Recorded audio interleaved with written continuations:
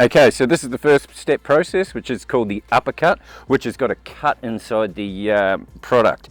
Because we're doing a large area today, we are using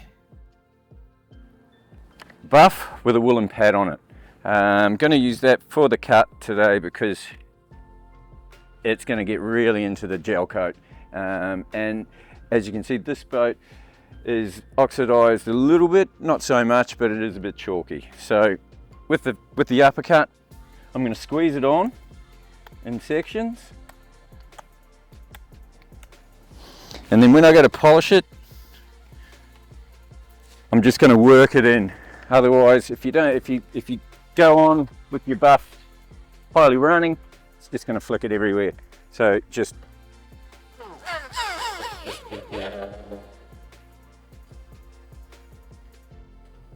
and then just work it into the area.